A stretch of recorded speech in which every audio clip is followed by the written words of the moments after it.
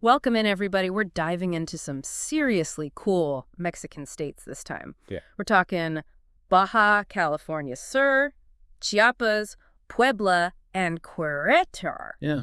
And we're really lucky because, the listeners have sent in some pretty in-depth travel notes. They're amazing, yeah. Yeah. Really focused on those cultural elements. Exactly. So we're going way deeper than, your typical tourist guidebook stuff. I'm excited to see what kind of, hidden gems we can uncover. Right. It's not just, go here, see that. It's really getting into the heart of why these places are special. Exactly. So let's kick things off with Baja California Sur, right? When you hear that name, I mean, most people, I think, immediately picture those, those laid-back beaches and, surfers catching those gnarly waves. There you will. But it's also, a place where the desert meets the sea, which is just, it's such a striking, visual contrast. Yeah, absolutely. And you can't forget about the indigenous Paraguay people who were there long before the surfers. Right. It's a really interesting challenge they face, trying to balance, preserving that heritage with the influx of modern tourism. It's got to be a tough balance for sure. Yeah, definitely. And with the Sea of Cortez right there, it's no wonder ecotourism and sustainability are huge topics in Baja. Oh, for sure. Speaking of the Sea of Cortez, the Festival of the Gray Whale is something I've always wanted to see. Just imagining those massive creatures migrating to Baja's waters, it's just mind-blowing. It makes you realize how interconnected everything is. It does. And Jacques Cousteau, the famous oceanographer, he actually called the Sea of Cortez the world's aquarium. Wow. That's quite the endorsement. Right. The gray whales are just like one small part of this incredibly vibrant ecosystem. Amazing. Okay, let's shift gears a little bit. Let's talk food because, what's a trip to Mexico without experiencing the amazing cuisine, right? Right. I mean, Baja is known for its fresh seafood, chocolate clams, fish tacos. Stop, you're making me hungry. But there's this one thing that really caught my eye, Damiano liqueur. Damiana. Okay, tell me more. It's made from this herb that supposedly has, shall we say, stimulating properties. Oh, interesting. It's got a bit of a reputation, but I think it's worth trying, just for the experience. I might have to try that. I'm a bit adventurous when it comes to food and drink. Yeah, me too. And beyond that, we can't forget about Baja Med cuisine. Baja Med. It's a really cool fusion of Mexican flavors with Mediterranean and Asian influences. Wow. That sounds delicious. Oh, it is. A great example of how globalization can play out on your plate. I like that. I like that. Okay, before we leave Baja, there's one more thing we need to talk about. Todos Santos. Is it or is it not the Hotel California? The Eagles say it isn't. Right, they deny it. But the town itself definitely leans into the legend. Oh, I bet. And let's be real, whether it's the real Hotel California or not, it's still an incredibly picturesque town. Absolutely. And then you've got the iconic El Arco rock formation in Cabo San Lucas, just begging to be on your Instagram feed. It's got to be one of the most photographed spots in Mexico. Oh, for sure. Okay, before we move on to our next state, any Baja slang we should know? Definitely. Up north, they say que chilo, which basically means how cool. I love it. Que chilo. All right, from the laid-back vibes of Baja, we're shifting gears now to Chiapas, a place where, you've got this really vibrant indigenous culture colliding with the legacy of the Zapatista movement. It's a completely different energy. It is. It's almost like Chiapas is this living embodiment of the phrase, the more things change, the more they stay the same. You've got these ancient Mayan ruins at Palenque, They speak to this civilization that was thriving centuries ago. Incredible. And yet, at the same time, you've got the Zapatistas fighting for indigenous autonomy in the present day. It's a powerful reminder that history isn't just in textbooks, it's woven into the very fabric of life there. That's a really good point. And that layering of history continues with the religious landscape too, right? What's the deal with religious syncretism in San Juan Chamula? Right. So syncretism, it's basically when different religious beliefs and practices kind of blend together. In San Juan Chamula, you get this really unique mix of Catholic practices with ancient Mayan rituals. Oh, wow. It's fascinating. We even incorporate things like chicken sacrifices and pine needle-covered church floors. Wow. I mean, that really challenges our, preconceived notions of what religion looks like. Oh, definitely. Yeah. And then on top of that, you've got Chiapas music. It's a total mashup of different influences. You've got the iconic marimba sound, of course. Right. But then there are all these contemporary artists who are mixing indigenous rhythms with rock and reggae and they're often drawing inspiration from that same Zapatista spirit of resistance. It's like that spirit of resistance is infused into the very culture. Absolutely. And the land, too. Chiapas coffee is famous worldwide, Oh, yeah. Some of the best. and it's often grown using sustainable methods that support local communities. Mm, So when you sip that coffee, you're tasting like this whole complex story of social and environmental change. that's pretty cool. Makes your morning cup of coffee a lot more meaningful. Speaking of taste, the notes mention pepita con tasajo. Pumpkin seed sauce with grilled beef? I mean, sign me up. It's delicious. And then you've got the incredible diversity of the landscapes. The Lacandan jungle, Oh, wow. the Agua Azul waterfalls. Chiapas is really packing a punch when it comes to natural beauty. It sounds incredible, and it seems like that diversity extends to the literary world too, right? The notes mention Rosario Castellanos, a poet and author from Chiapas. What's her story? She's amazing. She used her writing to highlight the struggles of the indigenous people in the region. Important voice. Yeah, she was. But she also wrote about the region's natural beauty, too. She kind of captured both sides of Chiapas. Like a more complete picture. That's awesome. The notes end on this powerful word, lucha, which means struggle. It seems like it's at the very core of the Zapatista communities. It is. It's a reminder that the fight for social justice, for indigenous rights, it's a long game. It's not a sprint, it's a marathon. Well said. Okay, from lucha to mole, let's head to Puebla. Known for its stunning Baroque architecture and, of course, its incredible food scene. I mean, we got to talk about mole poblano, right? Oh, absolutely. Mole poblano, it's like a culinary masterpiece, a symphony of flavors. I hear it has, like, a ridiculous number of ingredients. It does. It's got ingredients from all over the world, actually. Which makes sense when you consider Puebla's history as a UNESCO World Heritage Site and, a major trade hub going back centuries. It's like a taste of history, literally. Exactly. And if mole poblano is the symphony, then chiles en nogada have got to be the fireworks display, right? Yes. Stuffed peppers, Yeah. representing the colors of the Mexican flag. It's a dish that's as visually stunning as it is delicious. Speaking of visually stunning, the Day of the Dead celebrations in Puebla sound incredible. I mean, elaborate altars, unique customs that vary from town to town. It's all so fascinating. Yeah. And another example of that religious syncretism we were talking about earlier. Blending tradition. It's like a conversation that's been going on for centuries. Wow, that's powerful. And it seems like music plays a pretty big role in Puebla's cultural expression, too. Oh, huge. There's the traditional son poblano, of course. But then you've got contemporary artists like Carlos Arellano who are infusing social themes into their folk music. Like using music as a platform for change. Exactly. It's a reminder that art can be both a reflection of society and a force for change. Love that. Okay, we can't talk about Puebla without mentioning the volcanoes, right? Of course not. Ah, Iztaccíhuatl and Popocatépetl. These two iconic peaks loom over the whole region. And they're not just geological formations. I mean, they're woven into Aztec legends. that's cool. Adds another layer of meaning to the landscape. Oh, absolutely. And then, for something completely different, there's lucha libre, Mexican wrestling. Yes. Talk about a high-energy cultural experience. You've got ancient rituals and traditions on one hand, and then the roar of the crowd at a lucha libre match on the other. Puebla is a place of contrast, that's for sure. Love it. All right, from the vibrant energy of Puebla, let's journey to our final destination, Querétaro. The notes describe it as this really unique blend of history, industry, and natural wonders. It's where we'll find the Peña de Bernal, right? That massive monolith. That's right. Querétaro City itself is a UNESCO World Heritage Site. Charming Baroque architecture, colorful plazas. But then you discover they're also part of Mexico's wine and cheese route. Wine and cheese. Now you're speaking my language. Right, so you can indulge your senses while strolling through history. It's the best of both worlds. Oh, I like that. Sign me up. But amidst all this indulging, there's also this fascinating history of revolution in Querétaro, right? You're right. Remember how we talked about the echoes of revolution in Puebla? Well, those echoes are even louder in Querétaro.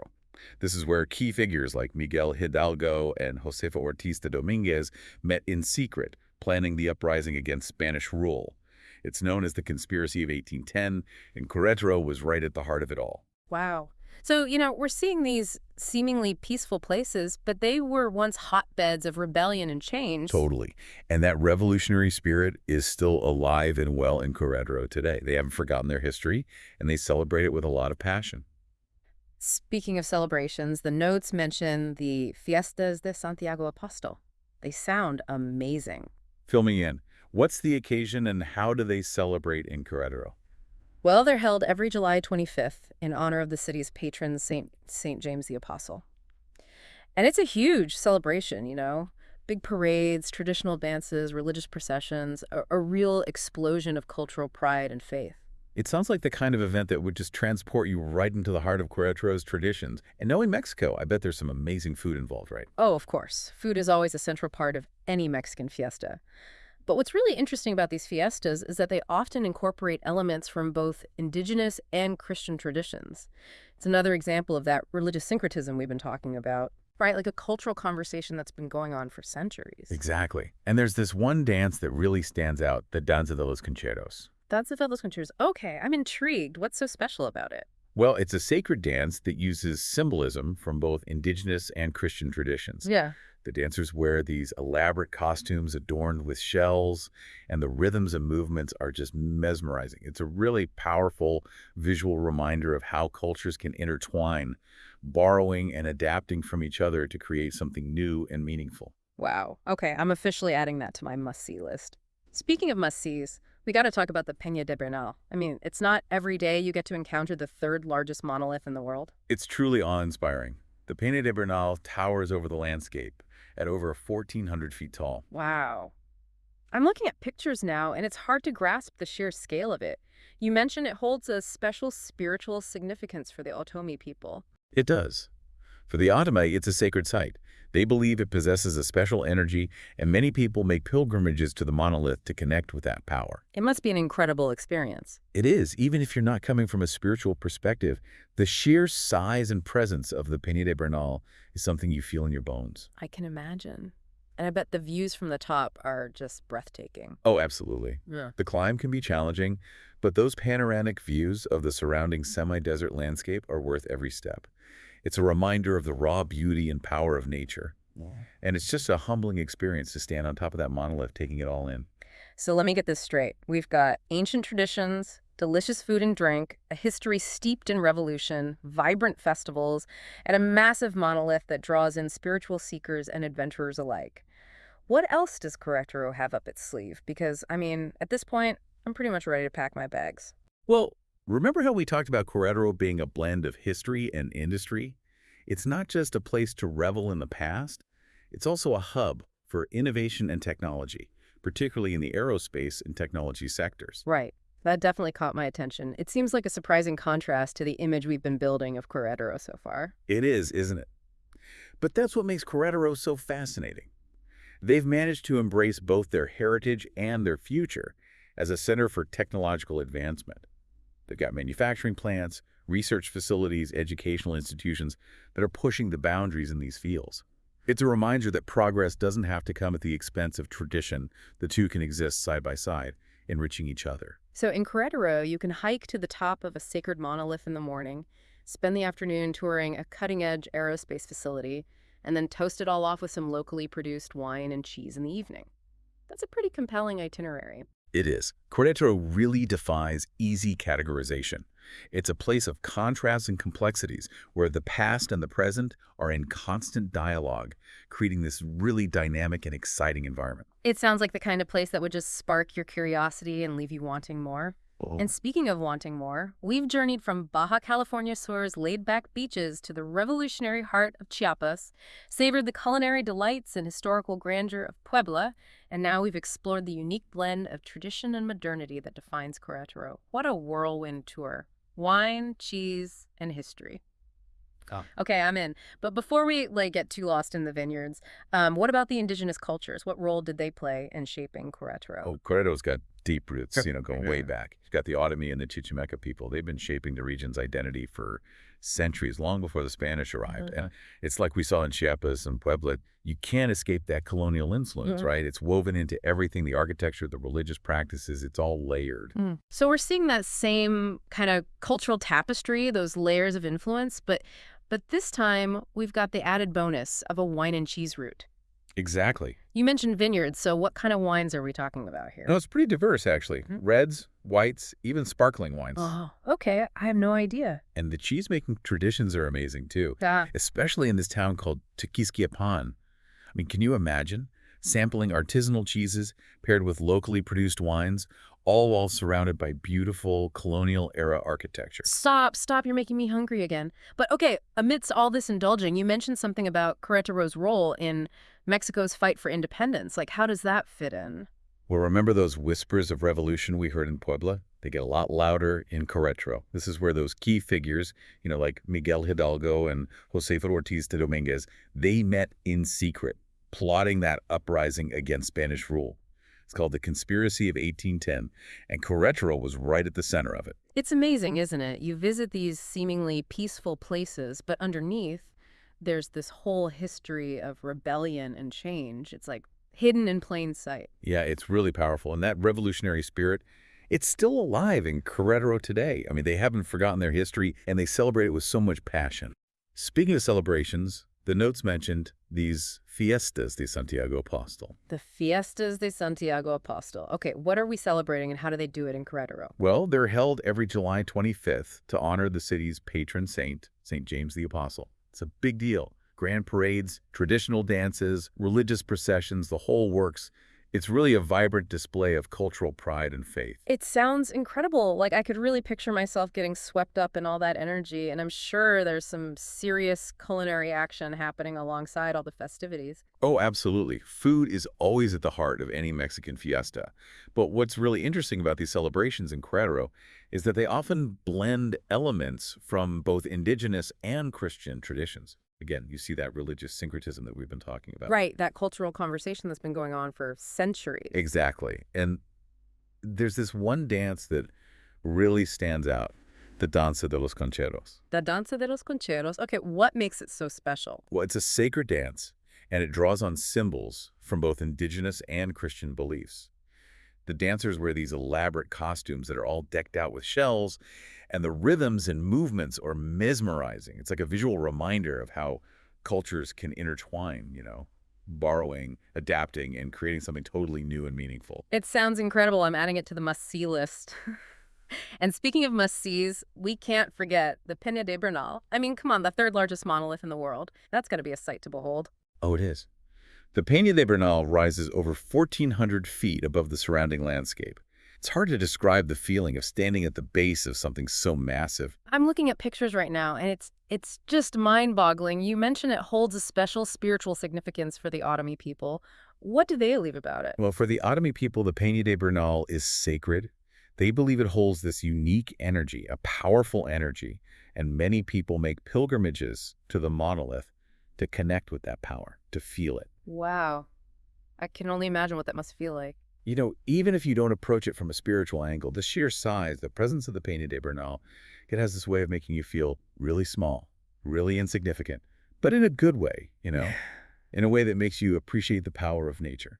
I can see that. And I bet the views from the top are are they as incredible as I'm picturing? Oh, they're more than you can imagine. The hike to the top can be a little challenging, but those panoramic views of the surrounding semi-desert landscape are worth every step. It's just a humbling experience standing up there, taking it all in. So, ancient traditions, incredible food and drink, a history steeped in revolution, vibrant festivals, a massive monolith that attracts spiritual seekers and adventurers.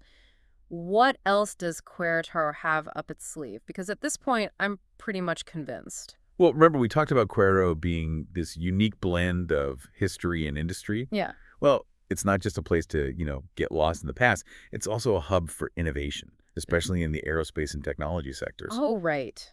That part definitely piqued my interest. It seems like, it's kind of a surprise in contrast to the image we've been building of Querétaro so far. It is, right. But that's what's so cool about Querétaro. They've found a way to embrace both their heritage and their future as a center for, all this technological advancement. They've got manufacturing plants, research facilities, universities that are really pushing boundaries. It's like a reminder that progress doesn't have to come at the expense of tradition. They can actually exist side by side and enrich each other. So you're telling me that in Querétaro, I can hike to the top of a sacred monolith in the morning, spend my afternoon touring like a cutting-edge aerospace facility, and then, to top it all off, toast the day with some locally produced wine and cheese. I mean, come on, that's a pretty compelling itinerary. Right. Querétaro really defies any easy categorization. It's full of contrasts, full of complexities, and it's a place where the past and the present are constantly in dialogue, which creates this really dynamic and exciting environment. It sounds like the kind of place that would spark your curiosity and leave you wanting more. And speaking of wanting more, I mean, we've journeyed from Baja California Sur's laid-back beaches to the revolutionary heart of Chiapas. We savored those culinary delights and historical grandeur of Puebla, and now we've explored this really unique blend of tradition and modernity that defines Querétaro.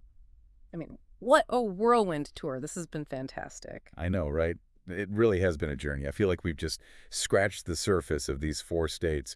But, we've definitely dug up some interesting stuff. What about you? Of all the things we've talked about, what's really stuck with you?